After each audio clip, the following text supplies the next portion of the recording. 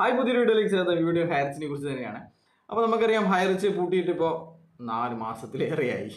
4 മാസത്തിലേറെയായി. എന്നാലും ചില ആൾക്കാരൊക്കെ ഇപ്പോഴും പറയുന്നത് ഹയർച്ച് തിരിച്ചു വന്നുകൊണ്ടേയിരിക്കുകയാണ്. അങ്ങ് പുറപ്പെട്ടിട്ടുണ്ട്, അവിടുന്ന് പുറപ്പെട്ടിട്ടുണ്ട്, ഇപ്പം പകുതിക്കുണ്ട്, ഇപ്പം എത്തും എന്ന് പറഞ്ഞിട്ടിരിക്കുകയാണ്. അപ്പോൾ ഇവരോട് പറയാനുള്ളത് 3 പ്രധാന ഏജൻസികളാണ് ഇവർക്കെതിരെ കേസ് എടുത്തിരിക്കുന്നത് എന്നാണ്. ഒന്നാമത്തെ ഏജൻസി എന്ന് പറയുന്നത് ബഡ്സ് അതോറിറ്റിയാണ്. ബഡ്സ് അതോറിറ്റിയുടെ കാര്യങ്ങളൊക്കെ നടന്നുകൊണ്ടിരിക്കുകയാണ്. അതിൽ വാദങ്ങൾ 2-ാം തീയതി ഇവരുടെ കൗണ്ടർ നമുക്ക് കാണാൻ സാധിക്കും. അപ്പോൾ എന്താണ് കൗണ്ടർ? ഇവരെ അധ്വാനിച്ചുണ്ടാക്കിയതാണ്, നിയമപരമായിട്ട് ഉള്ള ഡെപ്പോസിറ്റുകളാണ്, നിക്ഷേപങ്ങളാണ് നമ്മൾ സ്വീകരിച്ചിരിക്കുന്നത് എന്നതാണോ ഇവർ പറയാൻ പോകുന്നത്? ഒന്നുമല്ല. ഇത് ഒരുപാട് ആൾക്കാരെ ബാധിക്കുന്നൊരു പ്രശ്നമാണ് എന്ന് ചിലപ്പോൾ പറയുമായിരിക്കും. മണി ചെയിൻ എന്ന് പറയുന്നത് ഒരുപാട് ആൾക്കാരെ ബാധിക്കുന്ന പ്രശ്നം തന്നെയാണ്. അപ്പോൾ അങ്ങനെയുള്ള ബാധിച്ചവർക്ക് തിരികെ കൊടുക്കാനുള്ള ഒരു കാര്യമാണ് ബഡ്സിൻ്റെ കോമ്പിറ്റൻ്റ് അതോറിറ്റി ഇവിടെ കാര്യങ്ങളും അവർ ഇട്ടിരിക്കുന്ന പണം നിക്ഷേപകർക്ക് തിരിച്ചു കൊടുക്കുക എന്നുള്ള കാര്യങ്ങളാണ് ബഡ്സിൻ്റെ കാര്യങ്ങൾ. അപ്പോൾ ആ ഒരു വാദം അവിടെ തീർന്നു. രണ്ടാമതായിട്ട് രണ്ടാമത് കേസ് എടുത്തിരിക്കുന്ന ആൾ GST ആണ്. GST വകുപ്പ് ഇവർ അന്വേഷണത്തോട് സഹകരിക്കുന്നില്ലെന്നും കുടിശ്ശിക അടച്ചിട്ടില്ല എന്നും പറഞ്ഞിട്ട് കേസ് കൊടുത്തിരിക്കുകയാണ്. അത് കക്ഷികൾ ഹാജരാകുന്നുണ്ട്. കക്ഷിയുടെ വക്കീലുമാർ ഹാജരാകാത്തതുകൊണ്ട് നോട്ടീസ് അയച്ചിരിക്കുകയാണ്. അപ്പോൾ അത് നോട്ടീസ് കിട്ടി അടുത്ത മാസം അല്ലെങ്കിൽ വെക്കേഷൻ കഴിഞ്ഞിട്ട് ആ കാര്യങ്ങൾ തുടങ്ങാനിരിക്കുകയാണ്, അതിലുള്ള വാദങ്ങൾ.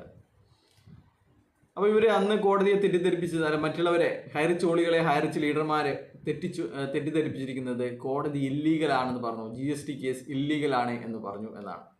എന്നാൽ ഇതിൻ്റെ നടപടിക്രമങ്ങൾ പാലിച്ചില്ല എന്ന് മാത്രമാണ് കോടതിയുടെ വിധിന്യായത്തിലുള്ളത്. ഇവരടക്കാനുള്ള പണം നിങ്ങൾ നിയമവിധേയമായിട്ട് അത് പിടിച്ചെടുക്കണം അല്ലെങ്കിൽ അടപ്പിക്കണം. അതിന് പ്രൊസീജിയർ പാലിക്കാതെ നമ്മുടെ MDA അകത്തിടല്ല വേണ്ടത് എന്നുള്ള ഒരു പരാമർശം അതിലുണ്ടായിരുന്നു. അതിനുശേഷം ഇവർ അതിൽ ബാക്കി പണം അടച്ചിട്ടില്ല എന്നാണ് മനസ്സിലാക്കുന്നത്. അതുകൊണ്ടാണ് GSTക്കാർ ഹയർച്ചിനെതിരെ ഹൈക്കോടതിയിൽ പോയിരിക്കുന്നത്. ജാമ്യം റദ്ദാക്കണമെന്നും അന്വേഷണത്തോട് സഹകരിക്കാൻ വേണ്ടിയിട്ടുള്ള ഉത്തരവ് ഉണ്ടാവണമെന്നും പറഞ്ഞിട്ടുള്ള കാര്യമാണ് അതിൽ കാണുന്നത്. അതിൽ നമ്മുടെ കക്ഷികളുടെ വക്കീലന്മാർ ഹാജരാകാത്തതുകൊണ്ട് കക്ഷികൾക്ക് നോട്ടീസ് അയച്ചിരിക്കുകയാണ് അടുത്ത ഹിയറിംഗ് ഡേറ്റിൽ ഹാജരാകാൻ വേണ്ടിയിട്ട്. പിന്നെയുള്ളത് നമുക്കറിയാം, നമ്മുടെ GST വകുപ്പിൻ്റെ കാര്യങ്ങളാണ്. GST വകുപ്പ് 1000-ഓളം അക്കൗണ്ടുകൾ ഫ്രീസ് ചെയ്തിരിക്കുകയാണ്. 1000-ഓളം അക്കൗണ്ടുകൾ ഫ്രീസ് ചെയ്ത് അവരെ ഒന്നൊന്നായിട്ട് ഓഫീസിലേക്ക് വിളിപ്പിച്ചുകൊണ്ടിരിക്കുകയാണ്. അപ്പോൾ അതിനിയും കഴിഞ്ഞിട്ടില്ല എന്നാണ് മനസ്സിലാക്കുന്നത്. അപ്പോൾ ഇതൊക്കെയാണ് കാര്യങ്ങൾ. അതുപോലെ ഇവരെ മൾട്ടി പോയിന്റ് മർക്കൻഡൈൽ സിസ്റ്റം എന്നൊക്കെ പറഞ്ഞിരിക്കുന്ന അദ്ദേഹത്തിൻ്റെ അടക്കം അക്കൗണ്ടുകൾ ഫ്രീസ് ചെയ്തിരിക്കുകയാണ്. അപ്പോൾ അതിനെതിരെ നമ്മൾ കോടതി പോയതും കോടതി നേരെ പോയിട്ട് ഹാജരായിട്ട് അതിൻ്റെ റിപ്പോർട്ട് തരണമെന്നൊക്കെ പറഞ്ഞിട്ടുള്ള കാര്യങ്ങളൊക്കെ നമ്മൾ കണ്ടതാണ്. അപ്പോൾ 150 ദിവസത്തിനിടയ്ക്കാണ് ഈ നമ്മുടെ EDയുടെ കാര്യങ്ങൾ, ED അറ്റാച്ച് ചെയ്ത കാര്യങ്ങൾ നമ്മൾ പെർമനൻ്റ് ആക്കുന്ന, അത് PMLA ആക്ടിൽ അങ്ങനെയാണ് പറഞ്ഞിരിക്കുന്നത്. വേണമെങ്കിൽ അന്വേഷണം വിദേശ ബന്ധങ്ങളും മറ്റതൊക്കെ ഉണ്ടെങ്കിൽ 1 വർഷം വരെ വേണമെങ്കിൽ ഈ ടെമ്പററി അറ്റാച്ച്മെൻറ്റ് ചെയ്യാമെന്നും പറഞ്ഞിട്ടുണ്ട്. അപ്പോൾ അതിനെതിരെ ഇപ്പോൾ കേസിന് പോയിരിക്കുകയാണ്. വാദങ്ങൾ തുടങ്ങിയിട്ടില്ല. അതുപോലെ തന്നെ ഇവർ ഈ FIR ക്വാഷ് ചെയ്യണമെന്നൊക്കെ പറഞ്ഞിട്ട് ഇത് എവിടെയോ എത്തി. ഇത് നമ്മളെ ഒരു വീടിൻ്റെ പണിയാണെങ്കിൽ ഇതാണ് നമ്മൾ ആദ്യം ഫൗണ്ടേഷൻ ഉണ്ടാക്കി 1-ാം നില 2-ാം നില 3-ാം നിലയൊക്കെ കഴിഞ്ഞ് നമ്മളെ വീട്ടിൽ കൂടുതലും ഒക്കെ കഴിഞ്ഞു. എന്നേരാണ് പറയുന്നത് ഈ ഫൗണ്ടേഷൻ ഇട്ട കല്ല് ശരിയല്ല എന്ന് പറഞ്ഞിട്ട് ഇവർ കോടതിയിൽ പോകുന്നത്. ഫൗണ്ടേഷൻ ഇട്ട കല്ല് ശരിയല്ല എന്ന് പറഞ്ഞിട്ടുള്ള സംഭവങ്ങളാണ്. അപ്പോൾ അതിൻ്റെ കാര്യങ്ങൾ നമുക്ക് എല്ലാവർക്കും അറിയുന്നതാണ്. മാറ്റി വെക്കുകയാണ്.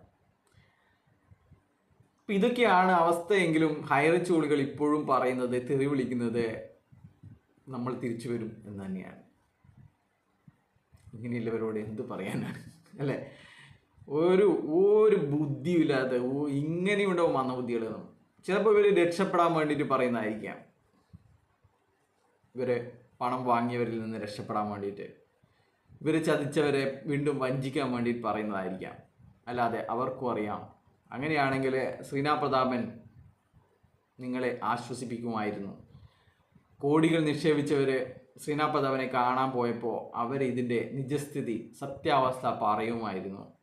നിങ്ങൾക്കറിയോ, ഇവരുടെ വക്കീലന്മാർ ഒരു കേസല്ലാതെ അടുത്ത കേസ് ഈ ഒരു വക്കീൽ വാദിക്കുന്നില്ല. എന്താണ് ശരിക്കും പറഞ്ഞാൽ, ഇത്രയും തട്ടിപ്പുകൾ നടത്തിയ കമ്പനിക്ക് ഒരു പെർമനൻ്റ് ആയിട്ട് ഒരു വക്കീൽ വേണ്ടതല്ലേ നിങ്ങൾ വിചാരിക്കും. എന്തുകൊണ്ടാണ് ഇങ്ങനെ വക്കീലന്മാർ മാറി മാറി വരുന്നത്? അതും ഒരു മിഡിൽ ലെവലിലുള്ള വക്കീലന്മാരാണ്. സീനിയർ വക്കീലന്മാർ ആരും തന്നെ എടുക്കുന്നില്ല. എത്ര കോടികളുടെ തട്ടിപ്പാണ് ഇവർ നടത്തിയിരിക്കുന്നത്. അപ്പോൾ എന്തായിരിക്കും ഒരു നല്ല വക്കീൽ, സീനിയർ വക്കീലന്മാർ എന്തുകൊണ്ടാണ് ഈ കേസ് എടുക്കാത്തത്? അവർക്കറിയാം ഈ കേസ് തോക്കുന്ന കേസാണ്. അതുകൊണ്ടാണ് സീനിയർ വക്കീലന്മാർ ആരും തന്നെ എടുക്കാത്തത്. എത്ര കേസുകൾ വന്നു, നമ്മളൊക്കെ കണ്ടതല്ലേ ആരാണ് ഇവരുടെ വക്കീലന്മാർ എന്ന്. സുപ്രീം കോടതി വക്കീലന്മാർ വരുന്നുണ്ടെന്ന് പറഞ്ഞിട്ട് പോലും കേസ് മാറ്റിവെച്ച ആൾക്കാരാണ് ഇവർ. എന്നിട്ടെന്തായി? ഒരു കേസ് ഒരു വക്കീൽ വാദിക്കുന്നു, പിന്നെ അവരെ പൊടി പോലും കാണുന്നില്ല എന്നുള്ള കാര്യമാണ്. ആർക്കറിയാം? അവർക്കും അറിയാം ഇവരുടെ ഭാഗത്ത് ഒരു നയാ പൈസയുടെ ന്യായം ഇവരുടെ ഭാഗത്തില്ല എന്ന് അറിയാം. ഇവർ പെരുങ്കള്ളന്മാരാണ് എന്ന് വക്കീലന്മാർക്കറിയാം.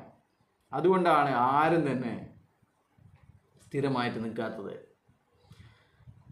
അപ്പോൾ എന്ത് പറയാനാണ് അല്ലേ? ജയ് വിളിക്കുന്നവർക്ക് ജയ് വിളിക്കാം, തെറി വിളിക്കുന്നവർക്ക് തെറി വിളിക്കാം, വേറെ പണിക്ക് പോകുന്നവർക്ക് വേറെ പണിക്കും പോകാം എന്ന് മാത്രമേ പറയാനുള്ളൂ. ബൈ.